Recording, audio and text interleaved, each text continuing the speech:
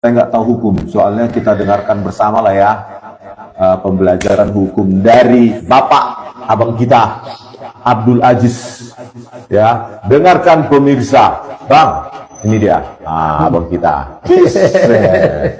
Dekat dikit Bang. Nah, ini abang kita ini. Gimana nih Bang? Ada katanya di Tempo, benar nggak itu?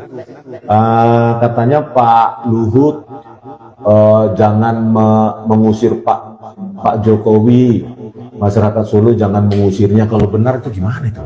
Kalau Pak Luhut bilang gitu?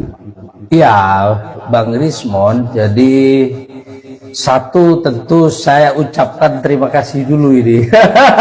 Nggak apa-apa Bang. Jadi kolega peneliti yang hari-hari ini primadona di Republik ini. Primadona apaan Bang? Ahli digital forensik. Jadi begini Bang Rismon, sebuah pernyataan itu tidak pernah berdiri sendiri. Bila pernyataan Bang Luhut Binsar itu dikatakan itu betul sebagaimana diberitakan oleh Tempo, sebuah media yang kredibel, begitu ya. Itu benar. Jika itu benar, maka dalam kajian semiotik maupun linguistik, dalam bahasa Arab itu disebut dengan mafhum mukhalafah, makna yang terkandung di balik teks. Begitu ya. Jadi ada kajian teks, ada kajian konteks, ada kajian tekstualisasi. Penggabungan antara teks dengan konteks.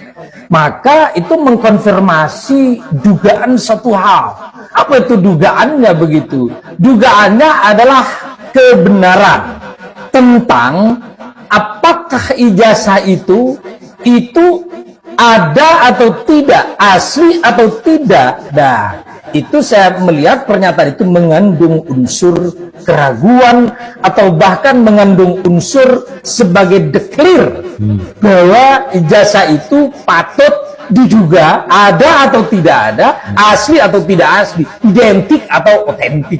Nah, kira-kira begitu Bang. Bang, tanya juga Bang, terkait dengan pernyataan yang paling sekarang ini, yang paling ramai di medsos, itu pernyataan Bang Betor ya, Suryadi, senior PDIP, yang menjelaskan secara kronologis bahwa ada sekitar 10 dokumen yang dipalsukan untuk pencalonan gubernur DKI bagi Pak Jokowi tahun 2012. Dan ada tim DKI ya, di situ Pak Dhani Iskandar, ada tim Solo, ada Pak Widodo, Pak David sama Anggit. Itu secara kronologis dijelaskan, dan dokumen itu 10 dokumen mulai dari apa itu Bang, surat nikah, ijazah, surat bebas narkoba, surat keterangan sehat dari rumah sakit, surat tes kecerdasan, itu semua dipalsukan katanya. Dan dokumen itu sekitar 10 dokumen, satu paket, itu dipakai untuk pencalonan gubernur DKI dan capres presiden. Itu dampaknya bagaimana kalau itu benar itu Bang? Bagaimana? Aduh, mengerikan ya. Jadi saya termasuk yang mengikuti pemberitaan-pemberitaan berkaitan itu dengan case nasional ijazah saudara Joko Widodo. Nah, salah satu pernyataan yang mengejutkan hari-hari ini adalah pernyataan dari Bang Betor. Bang Betor, senior PDIP itu Bang ya? Senior dari salah satu partai pernah menjadi pemenang pemilu, dan begitu ya. 2024 pemenang juga kan Bang? Pemenang. 2024 ya juga pemenang itu. Nah, artinya apa? Pernyataan Bang Betor ini itu kemudian menjadi bola liar, menjadi bola liar yang memang itu sebuah pernyataan itu kan tidak akan pernah muncul. Itu tanpa kemudian dia memiliki reasoning, ya toh, tentang cerita kan begitu, tentang sejarah kan begitu ya. Artinya tentu Bang Betor di beberapa kesempatan juga sudah menerangkan soal itu, bahwa ada istilah pasar pramuka. Nah, saya jujur bertanya-tanya itu Bang Rismon, ini bagaimana medium 2012 ya toh? 2012 itu diduga ada pembuatan dan atau salinan atau persekongkolan itu terkait dengan ijazah ya, terkait dengan ijazah. Tentu Bukan hanya ijazah bang, sampai surat nikah, surat keterangan sehat dari rumah sakit, surat bebas narkoba, surat tes intelijensia, itu satu paket katanya sekitar 10 dokumen. Nah, itu lebih mengerikan lagi kan. Kalau saya baca itu kan berkaitan dengan skripsi ya toh, yang diduga dibikin itu pada tahun 2012.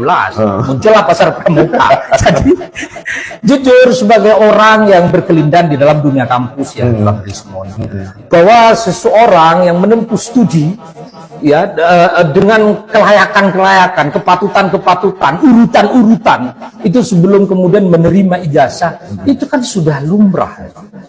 Tetapi kemudian ketika ini menggelinding, ada seseorang, ada Bang Rismon, ada Pak Roy Suryo, ada Dr. Tifa, ada TPUA dan seterusnya, itu kemudian mencoba itu mengangkat dengan menduga adanya dugaan ijazah palsu yang kemudian bergeser. Itu kemudian ada beberapa dokumen-dokumen, itu termasuk skripsi yang beberapa pekan lalu tuh Bang Rismon datang ya ke UGM ya.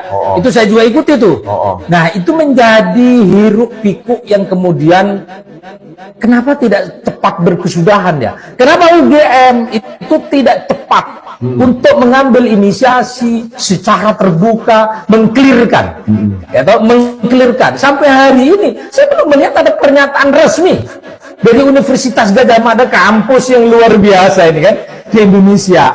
Mestinya UGM sebagai alma mater itu dengan gagah berani tampil perkasa soal ijazah, soal skripsi ini. Makanya pernyataan Bang Betor ini kemudian menjadi bola liar di mana penegak hukum itu juga harus menelusuri, kan begitu, gitu kan? Harus menelusuri kebenaran ini. Harusnya kan diambil keterangannya gitu bang ya. Kan Bang Betor Suryadi ini sudah menyebutkan nama-nama. Betul. Dan secara kronologis, secara waktu itu rumit sekali keterangannya Pak Bang Betor ini.